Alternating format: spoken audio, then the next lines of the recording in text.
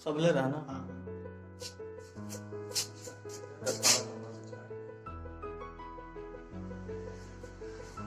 जैसे कि यहाँ पे मैं संदीप कुमार क्लास 7 और क्लास 8 के बच्चे के लिए मैथमेटिक्स सब्जेक्ट का आगाज किया जा रहा है यूट्यूब के थ्रू बच्चों को पढ़ाने के लिए। उन बच्चों के लिए ये वीडियो मददगार साबित होगा जो क्लास 7 और 8 के स्टूडेंट हो। तो आइए आज क्लास को स्टार्ट करते हैं। और इसमें टॉपिक्स क्या क्या पढ़ना है आपको? रेशनल नंबर, जिसको कि हम परिमेय संख्या के नाम से जानते हैं, representation of rational numbers on number line, यानी कि रेशनल नंबर को नंबर लाइन पे कैसे रिप्रेजेंट किया जाता है उसके बारे में पढ़ना है। Standard form of rational number, यानी कि संख्याओं जो संख्याएं यहाँ पे रेशनल नंबर यानी कि परिमेय संख्या है उसका मानक रूप क्या होगा, इसके बारे में हमको जानना है। उसके कौन कौन से प्रगुण होते हैं इसके बारे में जानना है। Method to check the equality of two rational numbers, यानी कि अगर दो परिमेय संख्या दी गई हो तो उसके बीच में हम किस प्रकार से कौन सा ऐसे विधि का प्रयोग करें ताकि ये हम पता कर पाए कि दोनों के दोनों परिमेय संख्या क्या है, आपस में बराबर है। इसके साथ साथ हम इसके आगे ये भी पढ़ेंगे कि absolute value of rational number, यानी कि किसी दी गई परिमेय संख्या का एब्सोल्यूट वैल्यू यानी कि निरपेक्ष मान क्या हो। तो आइए सबसे पहले रेशनल नंबर से स्टार्ट करते हैं। रेशनल नंबर एक्चुअल में रेशनल नंबर जो होता है उस संख्या को रेशनल नंबर बोलेंगे हम जो कि p बाई q के रूप में हो, यानी कि rational number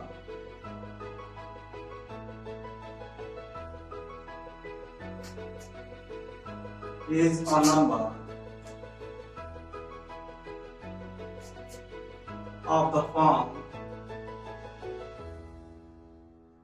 p by q, यानी कि रेशनल नंबर वह नंबर है जो कि p by q के रूप में लिखा जाए, where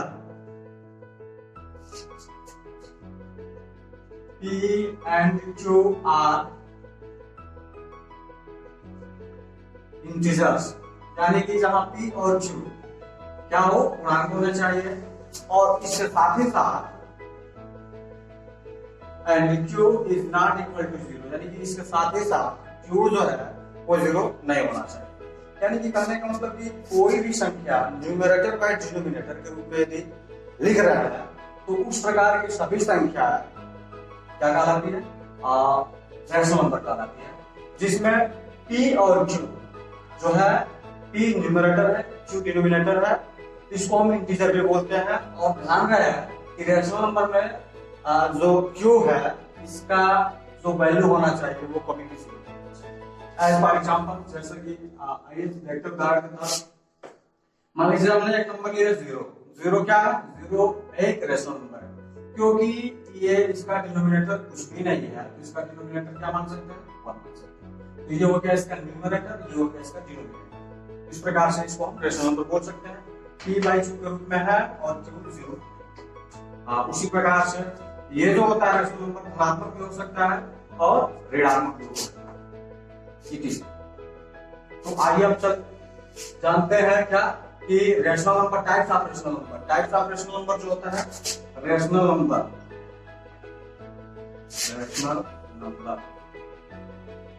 नंबर जो होता है दो प्रकार का होता है। एक होता है पॉजिटिव रेशनल नंबर और एक होता है negative rational number. Positive rational number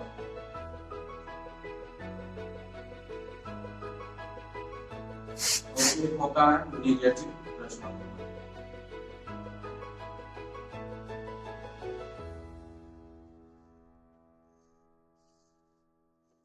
positive rational number का मतलब होता है कि इसमें ऐसा रेशनल नंबर जिसका न्यूमरेटर और डिनोमिनेटर दोनों के दोनों क्या हो, एक ही चिन्ह के रूप में हो, यानी कि दोनों के दोनों क्या हो, अगर दोनों न्यूमरेटर और डिनोमिनेटर है तो ये दोनों के दोनों या तो प्लस में होंगे यानी तो दोनों के दोनों किस में होंगे, माइनस में।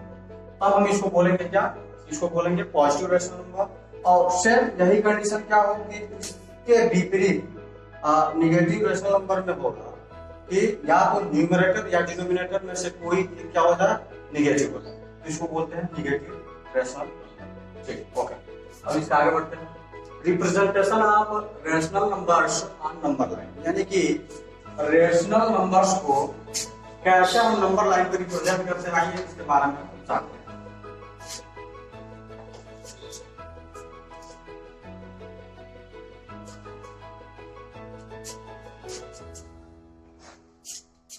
तो रेशनल नंबर को नंबर लाइन पर रिप्रेजेंट करने के लिए सबसे पहले हमको एक लाइन ड्रा करना होता है, और वो लाइन कैसा होता है, वो लाइन कुछ इस प्रकार से होता है, और इसके मध्य में यानी कि इसके मिडिल में कौन सा नंबर को रखते हैं, जीरो।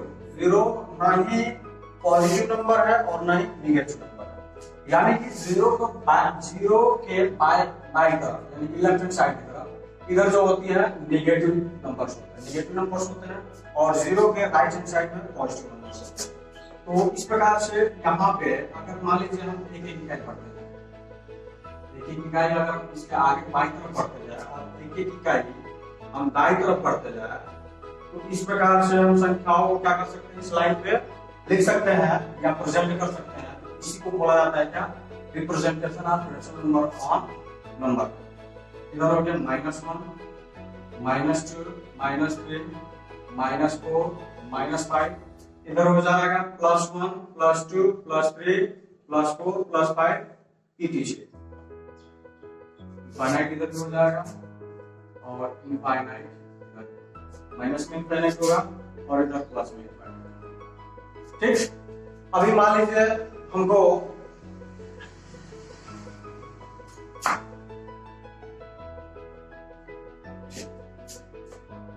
जैसे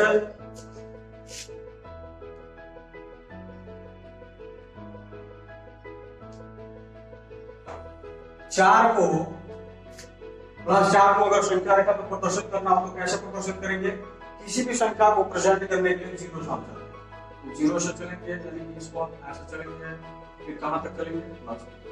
तो यही जो होता है इसी को बोलते हैं संख्या, परिमेय संख्याओं को संख्या रेखा पर निरूपित करते हैं। ठीक, नंबर लाइन पे। अब आगे पढ़ते हैं standard form of rational numbers.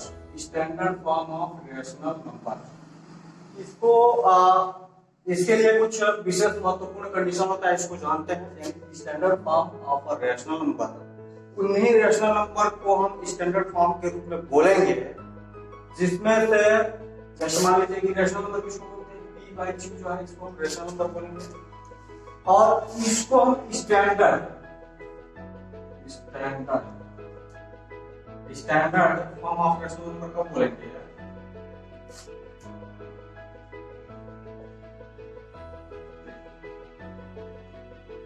जब Q क्या नहीं होना चाहिए, Q हमेशा किसमें होना चाहिए, पॉजिटिव होना चाहिए, और इसके साथ साथ HCF of P and Q is equal to 1, अभी जाकर के बोलेंगे कि स्टैंडर्ड दिए गए रेशनल नंबर का स्टैंडर्ड फॉर्म J के रूप में होगा। जैसे कहा जाए कि 16/28 the standard form of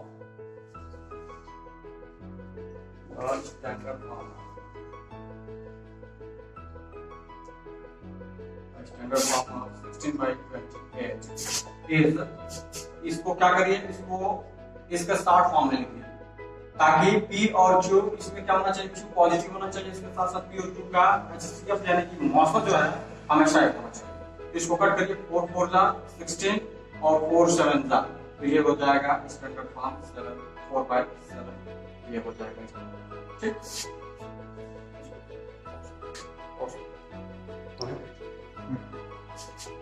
आइए इसके आगे पढ़ते हैं। Method to check the equality of two rational numbers, यानी कि दो संख्याएं, दो परिमेय संख्याएं इक्वल है कि नहीं, इसकी जांच कैसे करेंगे। तो जैसे देखिए यहाँ पर हमने एक रेशनल नंबर यानी परिमेय संख्या p/q लिया है, और ठीक यहाँ पे दूसरी हमने रेशनल नंबर a/q लिया। अब ये दोनों इक्वल होंगे, इसकी जांच हेतु इसको चेक करने का तरीका क्या है, इसका क्रॉस मल्टीप्लाई, दोनों का क्रॉस मल्टीप्लाई करिए, और दोनों का क्रॉस मल्टीप्लाई यदि आपस में इक्वल है तो इसको बोल सकते हैं कि दोनों के दोनों रेशनल नंबर आपस में क्या है, जैसा देखिए इसका मतलब क्या है, a into b is equal to a into q। यानी क्या करना है, दोनों रेशनल नंबर का क्रॉस मल्टीप्लाई करना। क्या करना है, क्रॉस मल्टीप्लाई करना, क्रॉस मल्टीप्लाई, क्रॉस, ठीक, क्रॉस।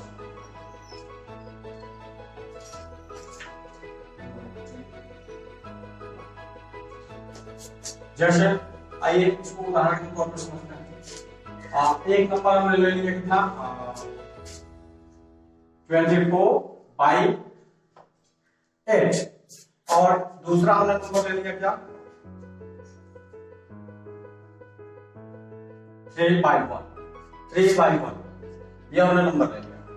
और ये दोनों के दोनों रेशनल नंबर इक्वल है कि नहीं है, इसकी जांच कैसे करेंगे, क्रॉस मल्टीप्लाई, क्रॉस मल्टीप्लाई। तो आइए क्रॉस मल्टीप्लाई करते हैं और देखते हैं कि क्रॉस मल्टीप्लाई करने पर दोनों का वैल्यू कितना मिलता है। तो ये हो जाएगा 24 into 1 और इधर इसका मल्टीप्लाई कर दीजिए 8 into 3। इधर देख रहे हैं 24 होगा, इधर ये भी देख रहे हैं 24 होगा, यानी कि दोनों का दोनों इक्वल। तो इस प्रकार से हम बोल सकते हैं कि 24/8 और दूसरी रेशनल नंबर 3/1 जो है ये क्या है, आपस में इक्वल है। तो इस प्रकार से मेथड चेक कर लीजिए आपको रेशनल नंबर्स। ये वाला टॉपिक हमारा क्लियर होता है। अब इससे आगे पढ़ते हैं absolute value of rational numbers. Generally किसी भी नंबर का एब्सोल्यूट वैल्यू फाइंड करना हो तो सबसे पहले इसका एक साइन होता है, इसका एक चिन्ह होता है। एब्सोल्यूट वैल्यू का एक चिन्ह होता है जो कि इस प्रकार से होता है, ये साइन है इसका एब्सोल्यूट वैल्यू का ये साइन है जो कि इस प्रकार से होता है। और यदि किसी भी नंबर का एब्सोल्यूट वैल्यू फाइंड किया जाए तो हमेशा वही नंबर होगा। जैसे अगर कहा जाए एब्सोल्यूट वैल्यू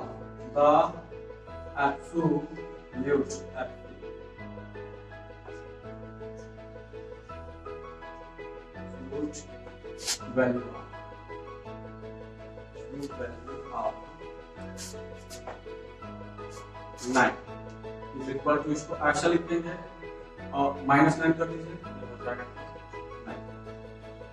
तो इस प्रकार से आपने देखा कि किसी भी नंबर का एब्सोल्यूट वैल्यू फाइंड करना हो तो उस नंबर को सबसे पहले कुछ इस प्रकार के साइन के अंदर रखेंगे, इस प्रकार के चिन्ह के अंदर रखेंगे।